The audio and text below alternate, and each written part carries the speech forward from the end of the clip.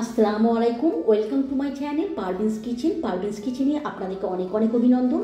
আশা করি আপনারা সবাই ভালো আছেন। আলহামদুলিল্লাহ, আমিও ভালো আছি।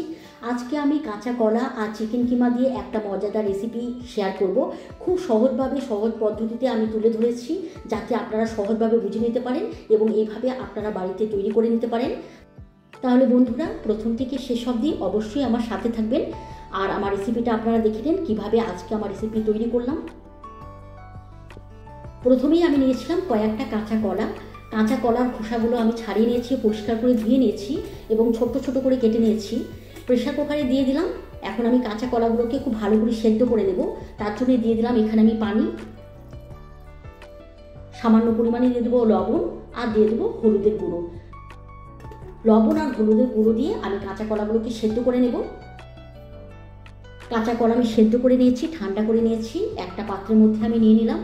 কাঁচা কলাগুলোকে আমি এখন খুব ভালো করে চটকে নেব।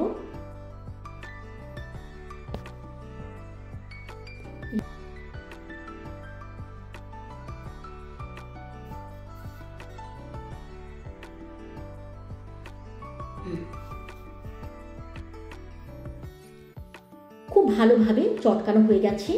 একে একে এখানে আমি এখন সমস্ত মশলা অ্যাড করে দেবো। প্রথমেই আমি দিয়ে দেবো পেঁয়াজ। একটা পেঁয়াজ নিয়েছিলাম, সেটা ছোট ছোট করে কেটে নিয়েছি, এখানে দিয়ে দিলাম। তারপর এখানে আমি দিয়ে দেবো কাঁচা লঙ্কা। আমি বেশ কিছুটা কাঁচা লঙ্কা ছোট ছোট করে কেটে নিয়েছি, তা এখানে দিয়ে দেবো।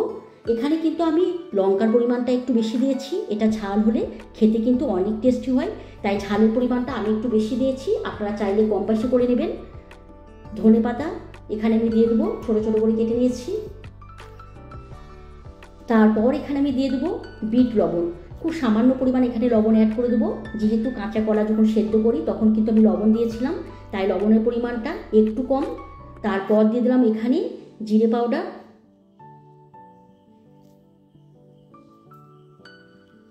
দিয়ে দেবো ধনে পাউডার, গরম মশলা,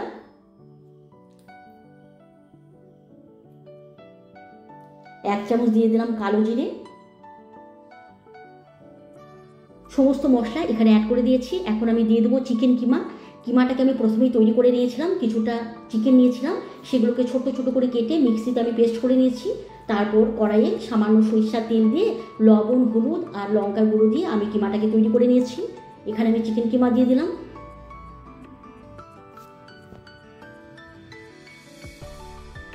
সামান্য পরিমাণে দেব চিনি। চিনিটা যদিও অপশনাল, আপনারা চাইলে এটা দিতে পারেন, আর যদি আপনাদের পছন্দ না হয় তাহলে কিন্তু এটা স্কিপ করতে পারেন। তারপর আমি এখানে দিয়ে দেবো ছোট্ট চামচে 4 চামচ বেসন। বেসনটা কিন্তু অবশ্যই দিতে হবে, তার কারণ এটা বাইন্ডিংয়ের কাজ করে। এটা কিন্তু মোস্ট ইম্পর্টেন্ট, তাই বেসনটা কিন্তু কোনোভাবেই স্কিপ করা যাবে না।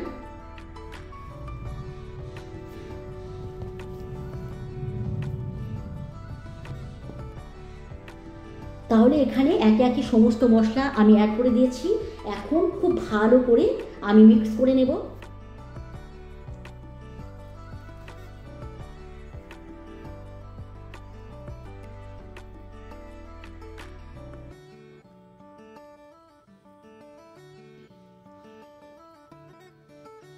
খুব ভালোভাবে এটা মিক্স করা হয়ে গেছে। আমি হাতে নিয়ে নেব সামান্য পরিমাণে সাদা তেল। তারপর এখান থেকে অল্প করে নেব এবং গোল করে নেব। তারপর ঠিক এইভাবে একটা শেপ দিয়ে দেবো। আমি কিন্তু আমার মতো করে এটা তৈরি করলাম, আপনারা চাইলে পারে কিন্তু যে কোনো আকারে এটা তৈরি করে নিতে পারেন। সবগুলো তৈরি করে নিয়েছি। এখন এগুলোকে তেলের মধ্যে আমি ফ্রাই করে নেব। তার জন্যে অলরেডি আমি কড়াই বসিয়ে দিয়েছি, এখানে সাদা তেল দিয়েও দিয়েছি। এখন একে একে এগুলো এখানে দিয়ে দেবো এবং এপিট ওপিট করে খুব ভালো করে ফ্রাই করে নেব। এগুলো যখন ফ্রাই করবেন বন্ধুরা, তখন প্রথমেই তেলটা হাই ফ্লেমে গরম করে নেবেন। তারপরে অবশ্যই ফ্রাই করার সময় মিডিয়াম আঁচে এটা ফ্রাই করবেন।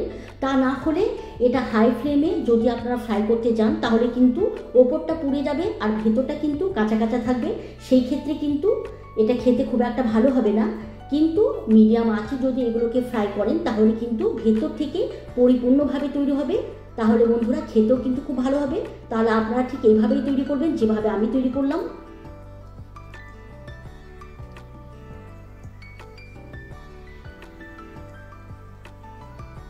এগুলো খুব ভালোভাবে ফ্রাই করা হয়ে গেছে। এখন আমি তুলে নেব এবং অবশিষ্টগুলো আমি ফ্রাই করে নেব একইভাবে। আমি আপনাদেরকে সার্ভ করে দেখাচ্ছি।